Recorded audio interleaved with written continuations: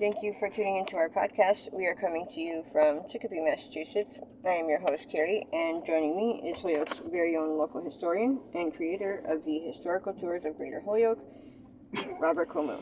And he offers both public and private tours, as well as presentations of the local canal systems, reservoirs, cemeteries, and churches, as well as various parks and streets in Holyoke, South Hadley, and Chicopee, Massachusetts. Now you actually lead these tours and give these presentations yourself, is that correct? Yes, and this is wonderful Holyoke and lots of beautiful little neighborhoods. So today you're going to be educating us on the Whiting Farms neighborhood. This is Holyoke's youngest neighborhood, so explain its history and borders. Okay, the borders are such that it starts at where the Kmart Plaza is, and this road behind it is called Whiting Farms Road. Mr. Whiting, William Whiting, had a gentleman's farm where the Kmart Plaza was, and the plaza across Northampton Street, which is down that hill. People don't realize there's another plaza down there. Those joint plazas used to be William Whiting's big farm, and he grew cattle and vegetables, cattle that was prize cattle and vegetables that were enormous sized vegetables, because he wanted to win prizes in these big exposition fairs that are around New England. Now, the neighborhood started probably in the late 1960s. You could say the start was, but certainly by 1979, when the Holyoke Mall came into place, the neighborhood definitely started. And it starts big retail right away at the Kmart Plaza. As you go up Whiting's Farm Road, you meet a school and some hotels and a fire station, but you also meet the Holyoke Crossing and many other businesses up there. And then, of course, the Holyoke Mall, which is gigantic. It used to be smaller, but big anchor stores grew around it. So, its borders are defined to the north by the start of Kmart Plaza, to the south by West Springfield, to the west by Homestead Avenue, or by the interstate, and then to the east by any land that the Sister of Providence owned, and they still own some of that land. So you can see along that edge a fence, because there's a fence around the cemeteries in Montmarie, and there's a stone wall along the land where the Sisters of Providence mother house is. So that's his border and some of his history, and we'll develop more of his history as we go along. But it's the last of Holyoke's neighborhood. So, what is the Whiting Farm? All right, so William Whiting was a very rich person. He owned a gigantic paper mill.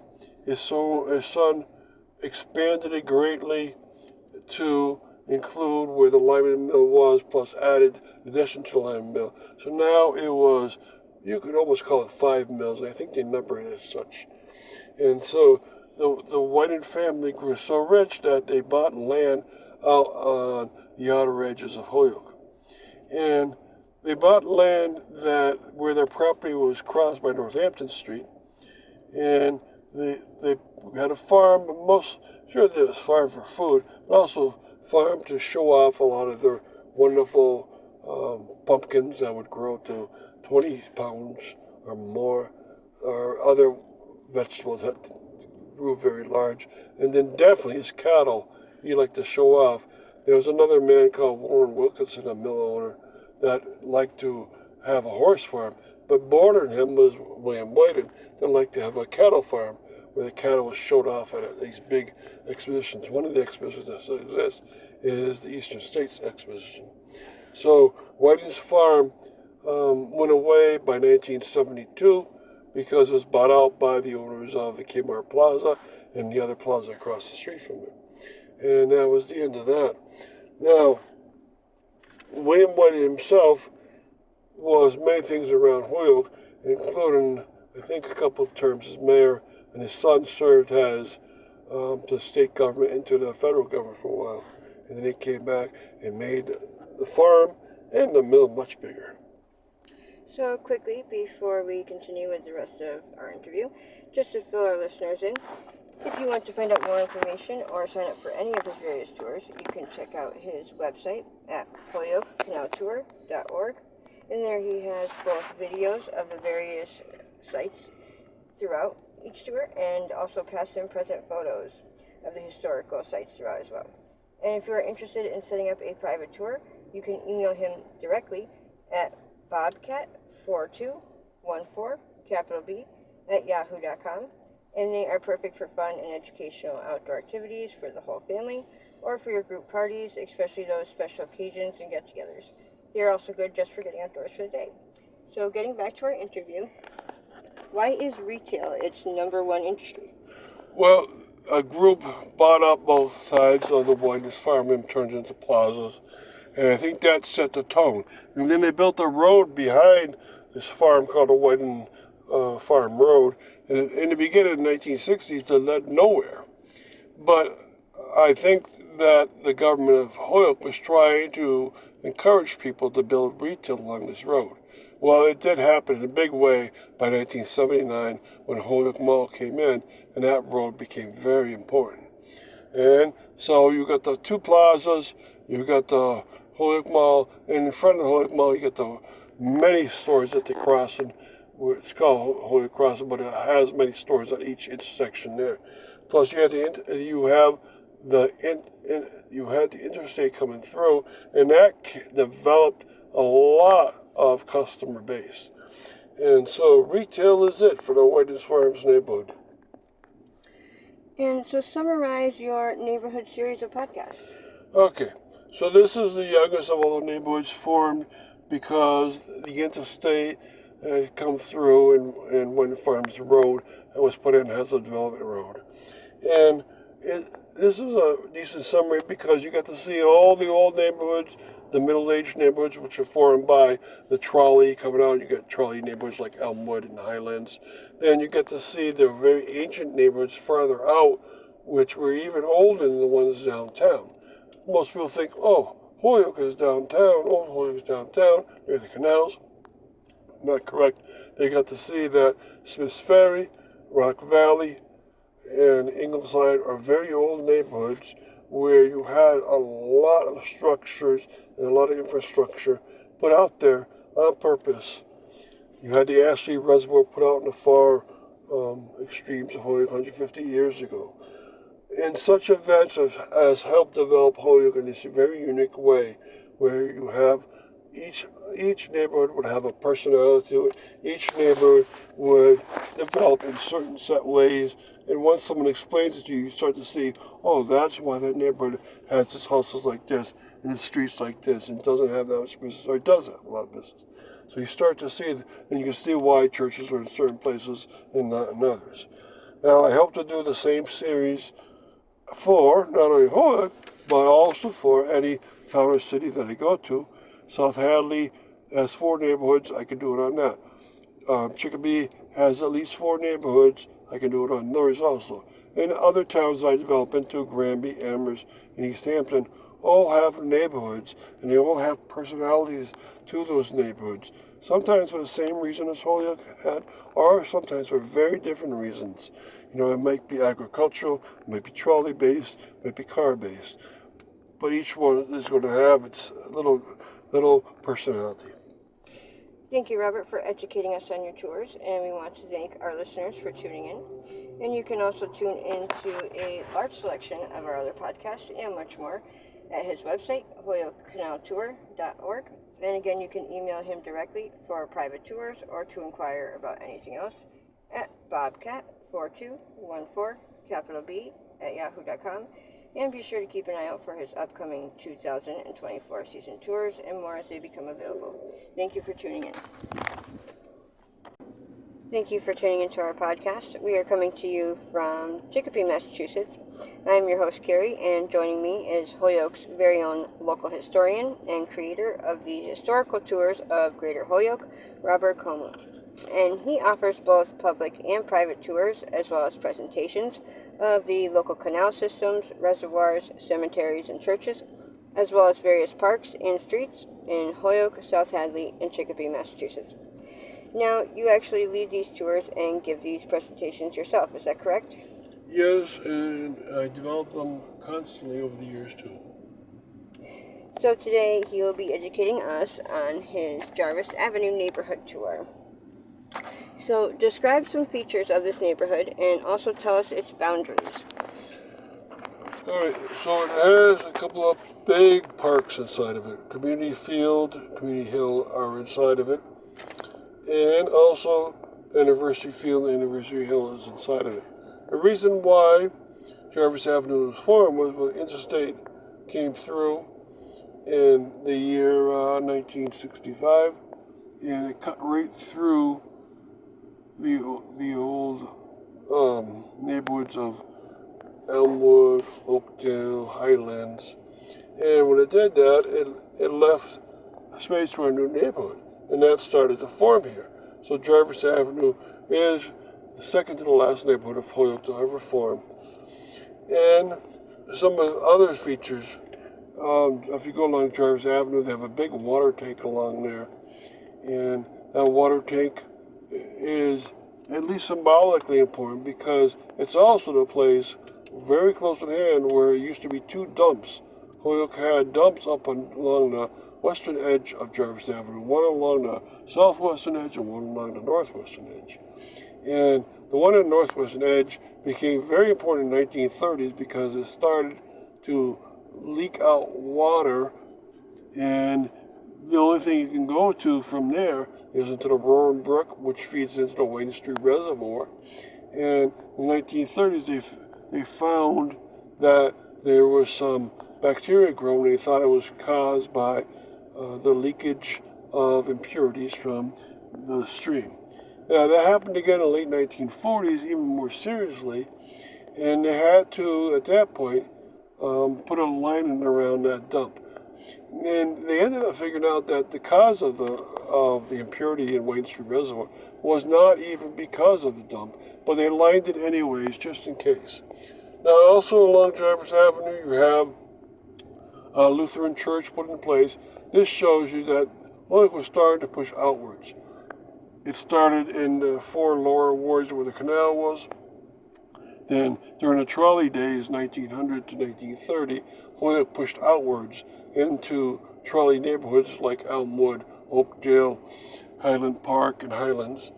And then it pushed out even more out into neighborhoods such as Jarvis and the outer neighborhoods. So, it's gotten bigger through the years, and it's actually formed a little neighborhood for itself. Now, describe Community Field. Right, the community field is best gotten into by going up Cherry Street and taking a right. And if you go to the next right after that, it's the interstate up ramp, so you know where you are. Now, community field was given to Holyoke in 1923 as a gift from the private venture that bought it. They, in that year, said, we're going to try to make a minor league baseball stadium here to get our baseball team. They tried for 6 years, and they got contributions and subscriptions to their team. And they used that money to try to grade the land. So that's why the lower part of Community Field is very level. And it ended up not working. In 1929, they held to their promise and gave all the land to the city. And so Holyoke owned a beautiful park. It borders along University Field to its north, and it's in the Jarvis neighborhood. It's very close to Holyoke Community College, which is on Homestead. And in fact, Holyoke Community College was going to move to Community Field in the early 1960s. They had a promise from the city they could do that, and the state said that they would support them. It didn't quite come through, and by the late 60s they bought land, and by the early 70s they had moved into a Homestead neighborhood. But this could have been their home. Also in Community Field, it was cut by the interstate, like I told you, and the upper part is truly in the Jarvis neighborhood. And there's many trail systems and quaint little bridges made by the CCC, our Civilian Conservation Corps. So it's gorgeous to have such a park, and that park has been revamped at least 4 times through the past 100 years. This is the anniversary year of 2023. And if you go there, it's a good family park with a spray park, with a dog park, with a couple of playground, one for very small children, one for little bigger children, and then it has a big sledding hill to the side. So quickly, before we continue with the rest of our interview, just to fill our listeners in, if you want to find out more information or sign up for any of his various tours, you can check out his website at holyokecanaltour.org. And there he has both videos of the various stops along each tour and also past and present photos of the historical sites throughout as well. And if you're interested in setting up a private tour, you can email him directly at bobcat4214 and they are perfect for fun and educational outdoor activities for the whole family or for your group parties, especially those special occasions and get-togethers. And they are also good just for getting outdoors for the day. So getting back to our interview, describe Anniversary Field. All right, the companion field to community field is Anniversary Field. Both were made in 1923. And Anniversary Field starts where the former Lynch School is, where there used to be a Crafts Tavern, and it goes upwards towards the west to the top of Crafts Hill, where there's now Scott's Tower in its place. So Anniversary Field is a beautiful location. Now most of it is gone in the lower base. It's now just a soccer field. But it used to be a ski hill for the 1960s into the 1940s, early 1950s. It also was a great place where a trail system and part of the CCC and WPA Works Progress Administration projects included building more trails and picnic tables. And also was a place where the Schmurra Pool was, built by the state in, I think it was 1968, and last to the early 1990s. Then it was taken out. And most importantly, on the top of it has Scott's Tower. Lately the city has been buying land up there in order to make sure they own all the land around community and Anniversary Fields, and they're going to try to improve upon the projects they have up there, improve the parks, get the trails better, get nicer amenities and picnic tables, including improving the roads both from the north and from the south. And to have a double park like this is great. It was also given as a gift to the city of Holyoke in 1923 on the 50th anniversary of Holyoke by William Scott, and thus this year 2023 is the 100th anniversary of Anniversary Field, as is of Community Field. Now describe the future of this neighborhood.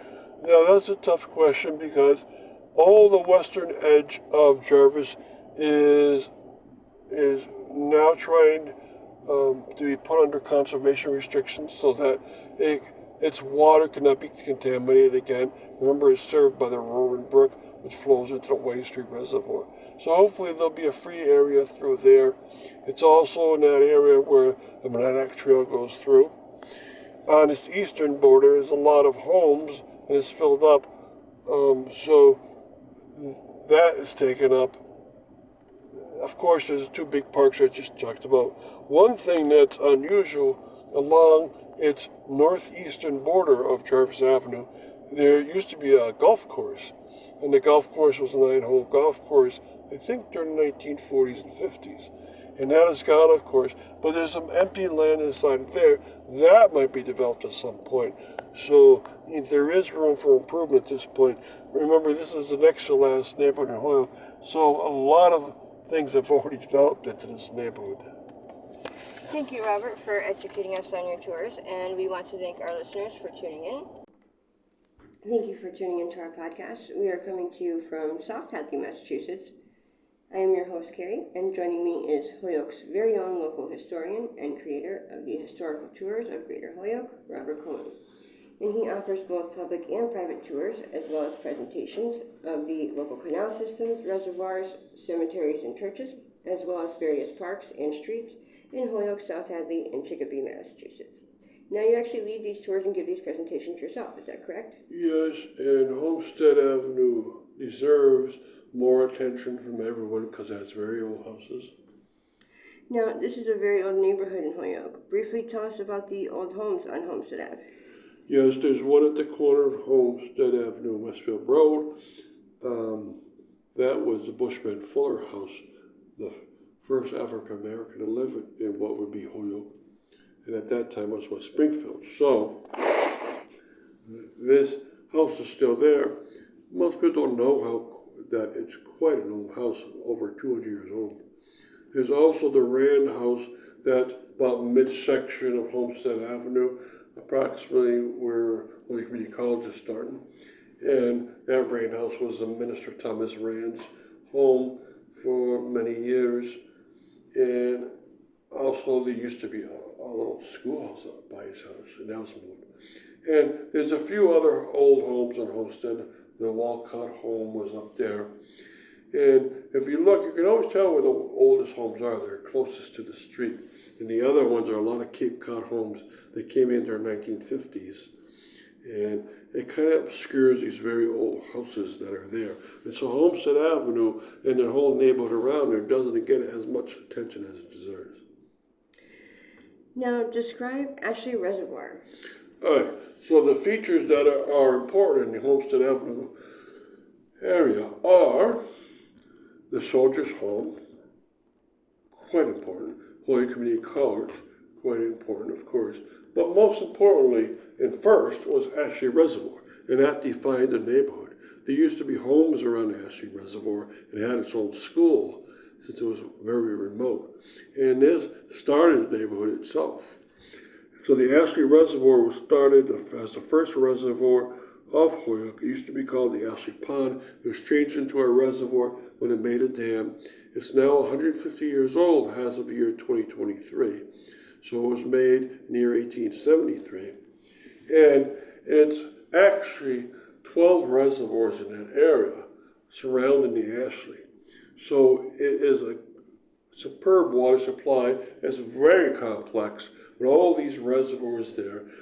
Water pipes between each one of them. Water pipes coming in from Southampton to fill in Ashley even more. So this is water central of Holyoke, Massachusetts. And water was very important to Holyoke because not only did they have a lot of people, it had a lot of mills, and the mills need to have clean products. Paper has to be cleaned, wool has to be cleaned. And so it needs much more water beyond what the population level would say.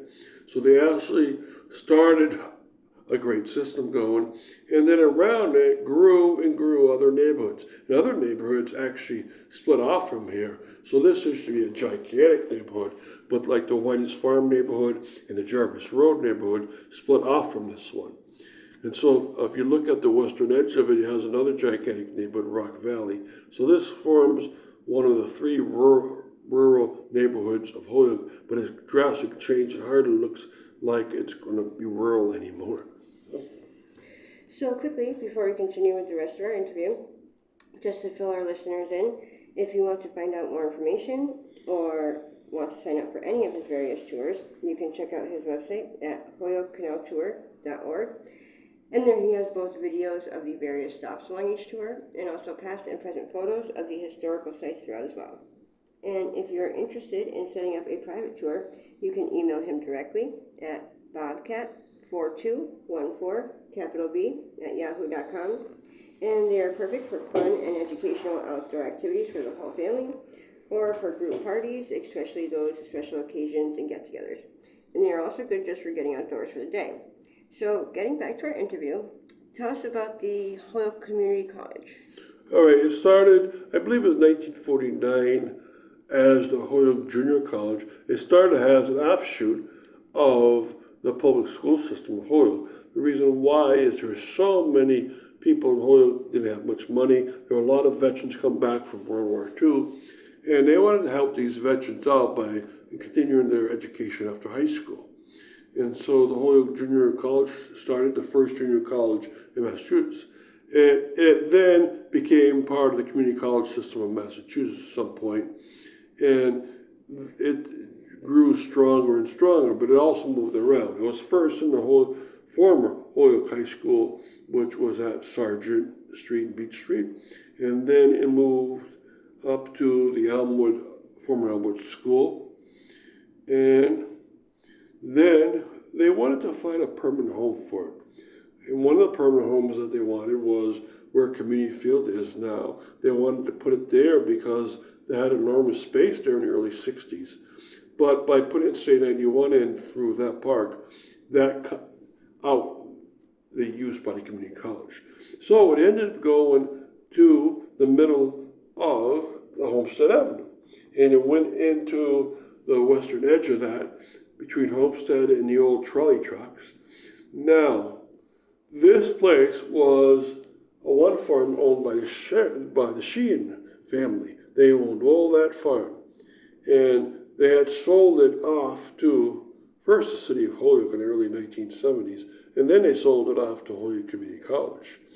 And then it expanded and grew greatly. So it was a smaller building, and through the years it got bigger and bigger. They've added a lot of additions to it, big gymnasium, a big daycare center. And so you now have thousands of students going there.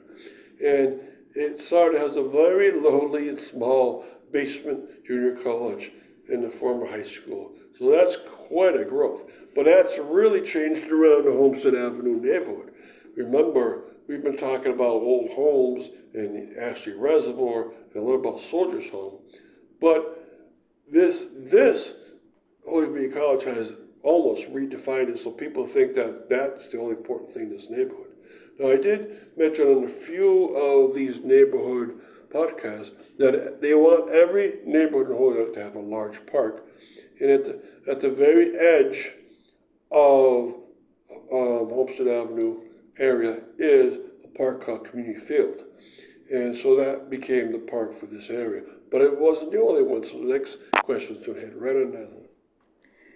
So how did the trolley influence the area? Okay, they used to have a trolley going up here.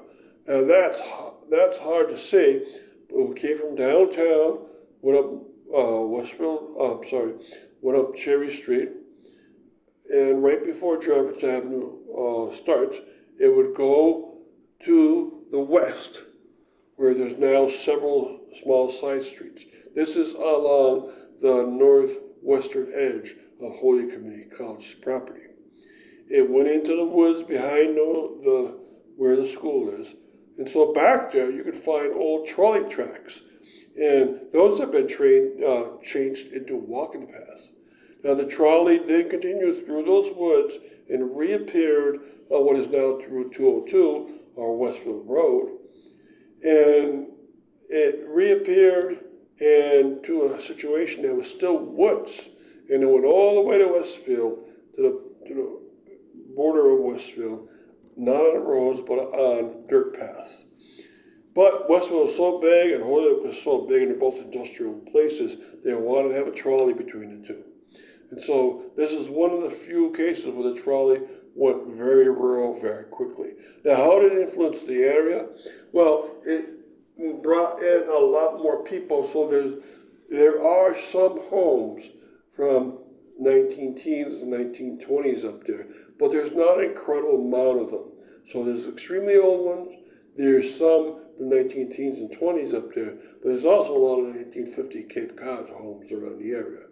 So it did some changes, but not as much as most trolley neighborhoods around the city of Holyoke have. So thank you, Robert, for educating us on your tours, and we want to thank our listeners for tuning in. And you can also tune into a large selection of our other podcasts and much more at his website, holyokecanaltour.org.